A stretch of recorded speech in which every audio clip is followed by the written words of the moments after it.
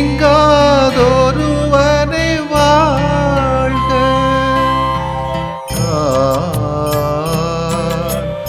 ஒளி பொருந்திய அழியாத ஆன்மா,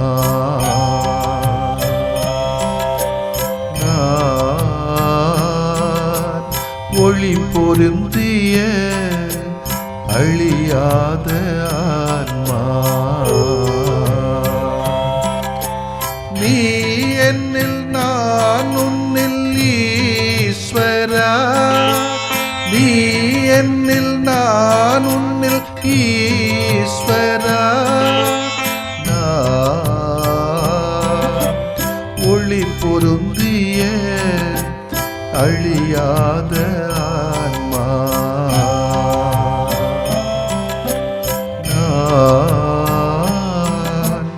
ஒளி பொருந்திய அழியாத ஆன்மா.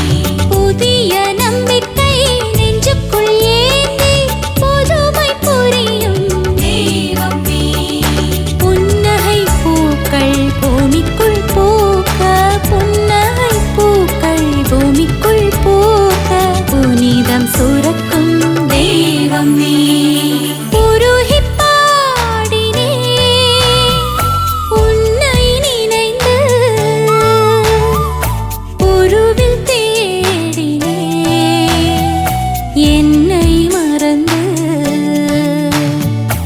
உயிரே இறைவா, உள்ளத்தின் தலைவா,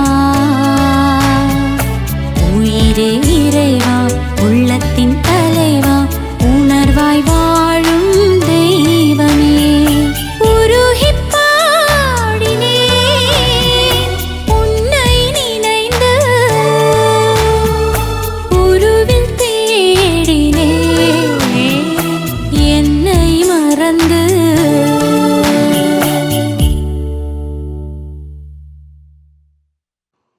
மார்க் எழுதிய நற்செய்தி அலகு 10 இறை சொற்றொடர்கள் 17 முதல் 27 வரை. அக்காலத்தில் இயேசு புறப்பட்டு சென்று கொண்டிருந்த போது வழியில் ஒருவர் அவரிடம் ஓடி வந்து முழந்தாள் படியிட்டு, நல்ல போதகரே, நிலை வாழ்வை உரிமையாக்கிக் கொள்ள நான் என்ன செய்ய வேண்டும் என்று அவரை கேட்டார். அதற்கு இயேசு அவரிடம், நான் நல்லவன் என ஏன் சொல்கிறீர்? கடவுள் ஒருவரை தவிர நல்லவர் எவருமில்லையே. உமக்கு கட்டளைகள் தெரியும் அல்லவா? கொலை செய்யாதே, விபச்சாரம் செய்யாதே, களவு செய்யாதே, பொய் சான்று சொல்லாதே, வஞ்சித்து பறிக்காதே, உன் தாய் தந்தையை மதித்து நட என்றார். அவர் இயேசுவிடம், போதகரே, இவை அனைத்தையும் நான் என் இளமையிலிருந்தே கடைபிடித்து வந்துள்ளேன் என்று கூறினார். அப்போது இயேசு அன்பொழுக அவரை கூர்ந்து நோக்கி, உமக்கு இன்னும் ஒன்று குறைபடுகிறது. நீர் போய் உமக்கு உள்ளவற்றை விற்று ஏழைகளுக்கு கொடும். அப்போது விண்ணகத்தில் நீர் செல்வராயிருப்பீர். பின்பு வந்து என்னை பின்பற்றும் என்று அவரிடம் கூறினார். இயேசு சொன்னதை கேட்டதும் அவர் முகவாடி வருத்தத்தோடு சென்று விட்டார். ஏனெனில் அவருக்கு ஏராளமான சொத்து இருந்தது. இயேசு சுற்றிலும் திரும்பி பார்த்து தம் சீடரிடம், செல்வர் இறை ஆட்சிக்குட்படுவது மிகவும் கடினம் என்றார். சீடர்கள் அவர் சொன்னதை கேட்டு திகைப்புக்கு உள்ளானார்கள். மீண்டும் இயேசு அவர்களை பார்த்து, பிள்ளைகளே, செல்வர்கள் இறை ஆட்சிக்கு உட்படுவது மிகவும் கடினம். அவர்கள் இறை ஆட்சிக்கு உட்படுவதை விட ஊசியின் காதில் ஒட்டகம் நுழைவது எளிது என்றார். சீடர்கள் மிக வியப்பில் ஆழ்ந்தவர்களாய், பின் யார்தான் மீட்பு பெற முடியும் என்று தங்களிடையே பேசிக்கொண்டார்கள். இயேசு அவர்களை கூர்ந்து நோக்கி, மனிதரால் இது இயலாது, ஆனால் கடவுளுக்கு அப்படியல்ல, கடவுளால் எல்லாம் இயலும் என்றார். ஆண்டவரின் அருள்வாக்கு. இறைவா உமக்கு நன்றி. கிறிஸ்து இயேசுவிலே பிரியமுள்ள சகோதர சகோதரிகளே, நேற்றைய நாளிலே ஒரு துயரமான சம்பவத்தை எங்களுடைய பகுதியிலே நாங்கள் கண்டோம். என்னுடைய மறைவட்டத்துக்குள்ளால் இருக்கிற இணையம் புத்தந்துறை பங்கில் திருவிழா நடந்து கொண்டிருக்கிறது. உயரமான இரும்பு ஏணிப்படி சாலை ஓரத்தில் நின்றதினாலே அதை 4 இளைஞர்கள், தன்னார்வ இளைஞர்கள், தன் ஆர்வத்தோடு அதை கொஞ்சம் தள்ளி வைக்கலாமே என்று சொல்லி புறப்பட்டு சென்ற வேளையில்தான் மேலே இருந்த உயர் அழுத்த மின்சாரம் இவர்களை அறியாமலே அவர்களை தாக்கி அந்த இடத்திலேயே பலி போன நேரம் நிச்சயமாக பேரிடியாகத்தான் இருந்தது. இறந்து போன இவர்களுக்கு கடவுள் நித்திய சாந்தி தரவும், அல்லலுற்று தவிக்கின்ற குடும்பத்தாருக்கு கடவுள் ஆறுதலை தரவும், கடவுளே ஆறுதலாக இருக்கவும், இதனால் அவதியுறுகிற இறையும் புத்தந்துறை வாழ் இறை சமூகத்தினருக்கு கடவுள் எவ்வளவுதான் ஆறுதல் சொன்னாலும், இயலாதவள் போனாலும் கூட அந்த கடவுள் தானே இவர்களுக்கு தேவையான வருங்கால நம்பிக்கைகளையும் ஆறுதலையும் தேர்தலையும் தர வேண்டும் என்று இந்த நேரத்தில் இவர்களுக்காக ஒரு நிமிடம் ஜெபிக்கிறோம். இது போன்ற விபத்துகள் நிகழாதவாறு பார்த்து கொள்ள வேண்டியது நம்முடைய பொறுப்பு என்பதை இந்த நேரத்தில் நாம் புரிந்து கொள்ள வேண்டும் என்று நினைக்கிறேன். எல்லோருக்குள்ளும் இருக்கின்ற சரியான ஒரு கேள்வியை, அதாவது நிலை வாழ்வை பெற அல்லது விண்ணகத்தில் இறைவனோடு இணைந்திருக்க என்ன செய்ய வேண்டும் என்ற செல்வந்தரான இளைஞன் இயேசுவிடம் கேட்கிறான். இயேசு படிப்படியாக சரியான கேள்விக்கான சரியான பதிலை அந்த இளைஞனுக்கு புரிய வைக்கிறார். இந்த உலகில் நல்லவர் என்று அழைக்கப்பட யாருக்கும் தகுதி இல்லை எனவும், தந்தையாகிய இறைவனே நல்லவர், தூயவர் என அழைக்கப்பட வேண்டியவர் என்பதை இயேசு சுட்டி காட்டுகிறார். அத்தகைய தூயவரிடம் செல்வதற்கு ஒரு தரநிலை நிர்ணயம் செய்யப்பட்டிருக்கிறது. அதுதான் 10 கட்டளைகள். இயேசு 10 கட்டளைகளை பற்றி பேசும்போது அந்த இளைஞனும் யூத சட்டத்தின் மீது உள்ள ஆர்வத்தை காட்டி அவற்றையெல்லாம் தான் பின்பற்றுவதாகவும் சொல்லுகிறார். எல்லாவற்றையும் சரியாக செய்யக்கூடிய அந்த இளைஞனுக்கு என்னதான் பிரச்சனையோ? வெளிவேடக்காரர்களைப் போல, பரிசேயர்களைப் போல கட்டளைகளை வெளி உலக பார்வைக்காக பின்பற்றினாரே தவிர உள்ளத்தில் கடவுளுக்கு தேவையான தூய்மை இல்லாமல் இருந்தது. எனவேதான் இறைவன் மட்டுமே இருக்க வேண்டிய இந்த இடத்தில் செல்வம் இருந்தது. அதனை இழக்க அந்த இளைஞன் விரும்பவில்லை. ஒரு வேலையாள் இரு தலைவர்களுக்கு பணிபடை செய்ய முடியாது என்பதை ஏற்கனவே இயேசுவும் சொல்லியிருக்கிறார். இயேசுவின் சீடராக வாழ்வது அல்லது உலக நீதியில் இருப்பது என்பது மனிதர்கள் எடுக்கக்கூடிய தனிப்பட்ட முடிவு. இயேசுவின் சீடராக அல்லது நிலை வாழ்வை பெற்றுக்கொள்ள விரும்பினால் மனிதர்கள் அதற்கு அதிகமான தொகையை கொடுக்க வேண்டியிருக்கிறது. உங்களிடம் பணம் அதிகமாக இருக்கிறது என்று சொன்னால் உங்கள் தேவை சேமிப்பு போக மீதி பணத்தை தேவைப்படுவோருக்கு கொடுத்து உதவலாமே. சரியான கேள்விக்கு சரியான பதிலை இயேசு சரியான நேரத்தில் தந்திருக்கிறார். நாம் மட்டும் ஏன் இன்னும் தவறான பாதையிலே பயணிக்கிறோம்? செல்வர்களுக்கு எதிரான சங்கினை இன்றைய நற்செய்தியிலே கேட்க முடிகிறது. செல்வர்களின் மனநிலையை மிக அழகாக இன்றைய நற்செய்தியிலே படம் பிடித்து காட்டியுள்ளார் நற்செய்தியாளர் மார்க். தன்னிடம் வந்த செல்வந்தர் நிலை வாழ்வினை நோக்கி படிப்படியாக கூட்டிச் செல்கிறார். இயேசு உண்மையாக தமக்குத்தான் இந்த படிகள் ஒரு பாடம். நிலை வாழ்வினை பெறுவதற்கு முதல் படிநிலை கட்டுப்பாடற்ற ஏனோதானமாக தன் விருப்பப்படியெல்லாம் வாழாமல் கட்டளைகளை கடைபிடித்து நிலை வாழ்விற்கு கடந்து செல்ல வேண்டும். இது ஒரு சமூக கடமை என்பதோடு நிறைவு பெறுகிறது. இந்த முதல் படியில் தன்னால் பிறருக்கு எந்த பிரச்சனையும் இல்லை என்பதோடு முடிகின்றது. ஆனால் இது நிறைவன்று. நிறைவு என்பது தன்னால் பிறருக்கு என்ன நன்மை என்பதில்தான் அடங்கியிருக்கிறது. இதைத்தான் இயேசு அந்த செல்வரிடம் கூறுகிறார். உன்னால் யாருக்கும் பிரச்சனை இல்லை, நன்று. ஆனால் உன்னால் யாருக்கு என்ன நன்மை என்கிறார். நாம் அனைவரும் கேட்டு பார்க்க வேண்டிய கேள்வி இது. இந்த கேள்வி நாம் இன்று பல தளத்தில் கேட்க முடியும். நாம் இதனை நம் கிறிஸ்தவ வாழ்வில் கேட்பதே நமது கடமையும் முறையும் ஆகும். இன்று நம்மில் பல பேர், குறிப்பாக பிரிந்து போன கிறிஸ்தவர்கள் அல்லது அவர்களின் வாடையை கொண்ட கத்தோலிக்க கிறிஸ்தவர்கள் கூட, நான் இயேசுவை நம்புகிறேனே, தினமும் ஜெபத்துக்கு செல்கிறேனே, ஜெபப்பறைக்கு செல்கிறேனே, திருப்பலிக்கு செல்கிறேனே, ஜெப கூட்டங்களில் கலந்து கொள்கிறேனே, கோவில் காரியங்களில் என் அனைத்து கடமைகளை நிறைவேற்றுகிறேனே என்று பிறருக்கு எந்த துன்பமும் இல்லாமல் வாழ்ந்து கொண்டிருக்கிறார்கள். ஆனால் இவர்களால் பிறருக்கு என்ன பயன்? பிற சபையினர் நீதிமான் விசுவாசத்தால் பிழைப்பான் என்பதை மட்டும் பிடித்து கொண்டு வாழ்கின்றார்கள். ஆனால் இந்த இறை நம்பிக்கை தன் செயலில் இல்லாவிட்டால் அது தன்னிலை இறந்து விட்டது என்பது யாக்கோபு 2:26 சொல்கிறது என்பதை மறந்தும் விடுகிறார்கள். கேட்கச் செவியுள்ளோர் கேட்கட்டும். நிலை வாழ்வு என்பது தான் மட்டும் வாழ்வதல்ல, பிறரையும் வாழ வைப்பது. ஆமேன்.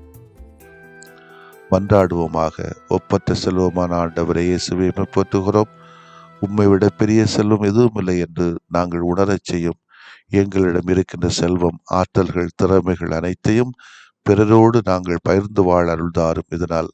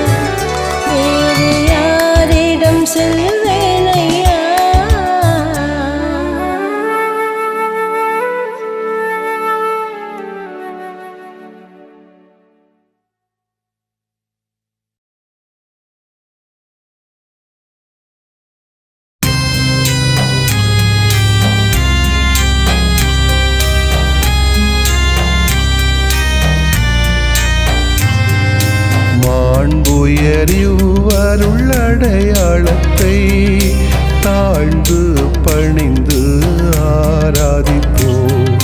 பழைய நியம முறைகள் அனைத்தும் இனி மறைந்து முடிவு பெறுக.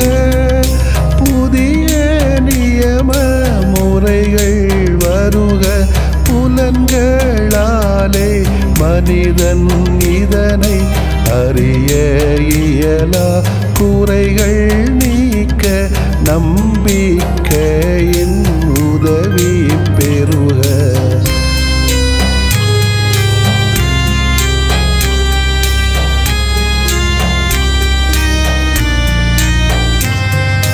தந்தை அவர்க்கும் மகன் அவர்க்கும் புகழ்ச்சியோடு வெற்றியாக்கும். மீட்பின் பெருமை மாட்சிமையோடு வலிமை வாழ்த்து யாவுமாக. இருவரிடமாய் வருகின்றவராம் தூய ஆவியானவர்க்கும் அளவில்லாத சமப்புகழ்ச்சி என்றுமே உண்டாகுக. ஆமென்.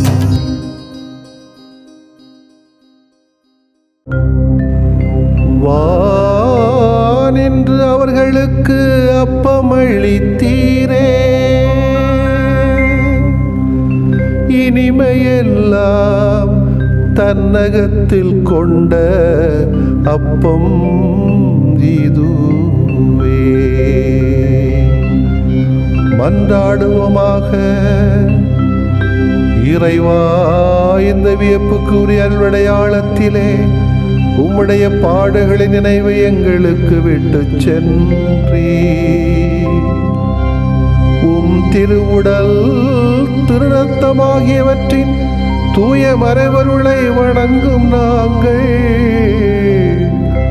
உமது மீட்பின் பயனை இடைவிடாமல் துய்த்து உணர்ந்து மகிழ அருள்வீராக.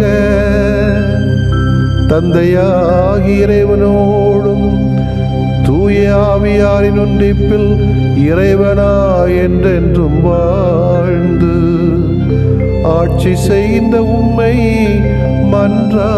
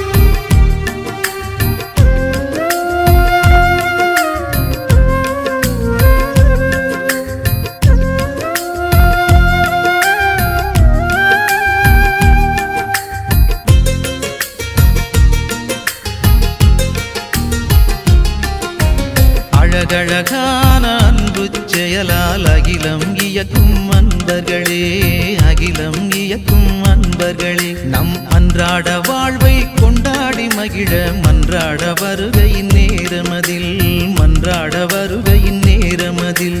வருக வருகவே வரங்கள் பெருகவே வாழ்வின் பலியிலே, எழுக எழுகவே ஏற்றம் போக்கவே இயேசுவின் வழியிலே. அழகழக அழகழகான அன்பு செயலால் அகிலம் இயக்கும் அன்பர்களே, அகிலம் இயக்கும் அன்பர்களே.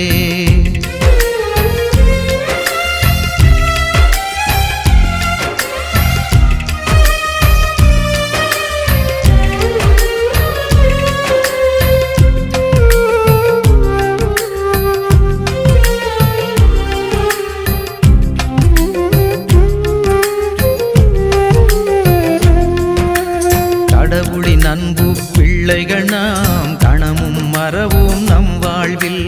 உடனுள்ள யாவரும் நம் உறவே, உயிருள்ள வரையில் இதை நினைப்போம்.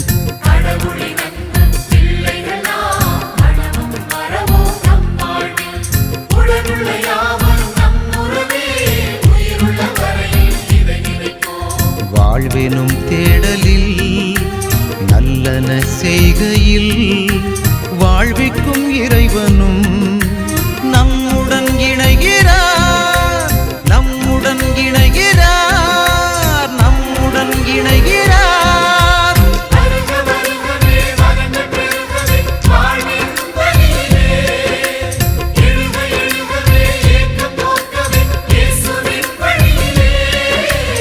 அழகழகான அன்பு செயலால் அகிலம் இயக்கும் அன்பர்களே, அகிலம் இயக்கும் அன்பர்களே.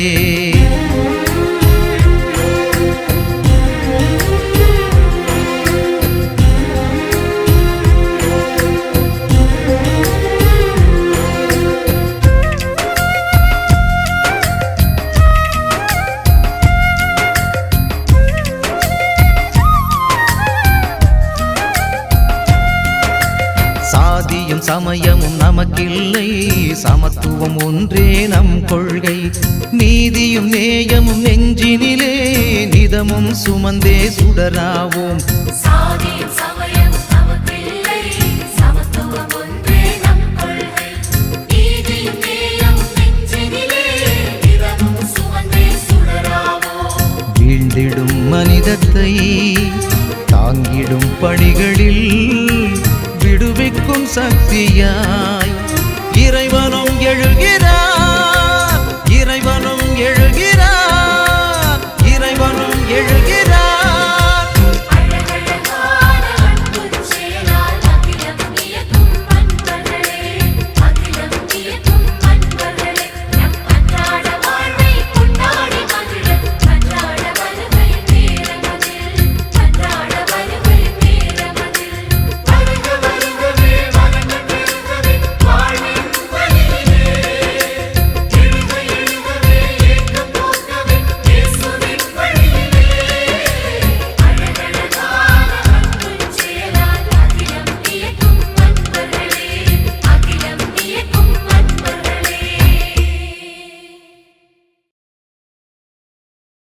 நிலையான புகழுக்குரிய